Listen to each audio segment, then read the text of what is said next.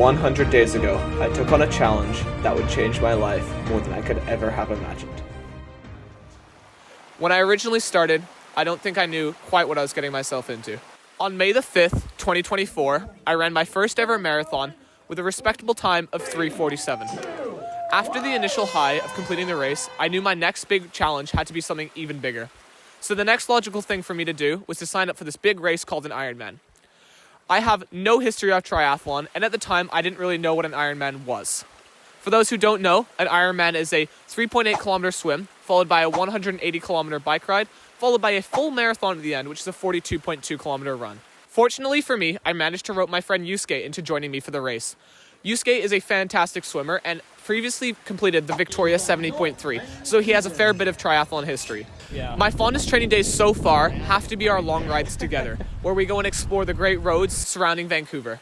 Me and Yusuke's longest ride so far has been just over 100 kilometers with 2,000 meters of elevation. It took us a full day to complete, but it was absolutely spectacular and was just one of the highlights of the year. In general, I recommend everyone find a training partner, as it makes it just so much more bearable and so much more fun to do, because you can always do whatever you want together.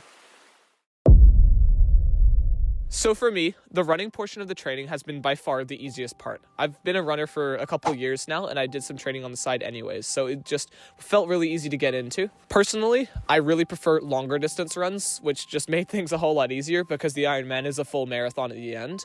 I live on a hill, which makes things even easier because running on the road is a whole lot less difficult than running up the hill and trying to dodge roots and sticks while you're running. Just over a month ago now, I ran another half marathon with a time of 1:26, which is way faster than my last record, which was about 1:40. I'm noticing a huge boost in my running ability just overall, and my cycling and my swimming has benefited greatly from it as well. Now it's time to talk about the cycling aspect of training. And prior to these 100 days, I had never stepped foot on a road bike before and knew practically how none of it worked. I do have a history. I've been riding mountain bikes most of my life. I'm by no means very good at it, but I do know how they work and I'm very comfortable on the seat there. But the road bike is completely different, and from what I've noticed, the skills really do not carry over whatsoever. It's a totally different thing. There's totally different vocabulary, like all these ones like watts and arrow position and the blah blah. That's about all I know, to be honest. But it's been, and power. The hardest part of the cycling, by far, was riding clipless. I have never, ever rode clipless before, and it just feels like an absolute death trap. Because if you crash or slip, your feet are just locked in, and I do not have the dexterity to clip them out and save myself, so I'm just going down with the full bike. Although, admittedly, once I figured them out, it was sunshine and rainbows. It is far easier to ride with those on. The other big issue with cycling was the friggin' cost of the thing. My goodness, it was like quadruple the price of the swimming and running combined. I have to get the bike, which is about $3,000, secondhand on Marketplace for a good deal, the trainer, which is several $100s. I mean, I got my Zwift membership so I could use the trainer, which was like $200 for a year, but do not regret that in the slightest. And just like uniforms and shoes and everything else. I got everything on sale, but it still added up to several $1,000s, which I will never get back again, and I believe that's just the beginning of spending money on bikes. Once I got over those barricades, like figuring out how the shoes work and the price of it, cycling was so much fun. You go so fast, it's such a vibe to just hop on the bike, especially on a sunny day, although it's wintertime right now, and like the guys behind me, just whipping around. The lowest mentals I've had on this whole training experience has been on the bike, and that's honestly just down to my sheer inability to think properly. I was on my indoor trainer and managed to fall off an indoor trainer and break in my carbon bike frame, which I don't think anyone else has done in the world before. I didn't put the back axle in properly, so when I was sprinting, it just came off, and I went over, snapped the back of the frame, and I'll just show you the clip. It makes it a lot easier to figure out. I figured I'd just film this, just in case. It's one of those moments where you think this cannot be real, and it is. For the most stupid mistake ever, I basically didn't tighten this enough on my indoor trainer, the first time ever using it, and the frame came off on this side and just snapped my carbon frame all the way around, and I kind of just want to cry because I don't know what I'm gonna do. I'm just going to call that the incident. It was really, really fun to set up the indoor trainer. I mean, I've got it on Marketplace. I got the Zwift set up. Me and my brother set up the tiling on our back room that we hadn't really used before. So now it's just like really fun to go in there. I get to watch TV and train at the same time, which is like 2 birds with 1 stone in my opinion. So really happy to have that set up, and I really love cycling now.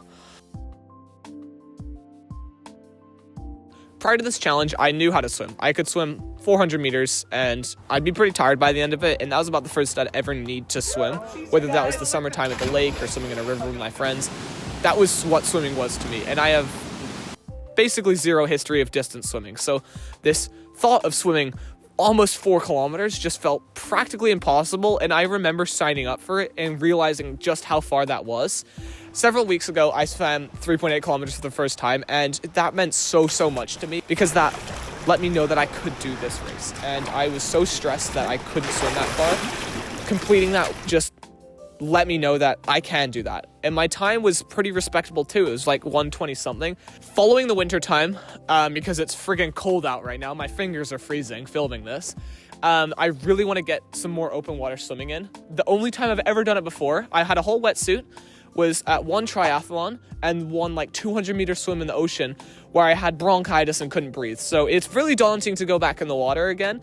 But now with my newfound abilities, I feel like it's not going to be as bad and almost more fun.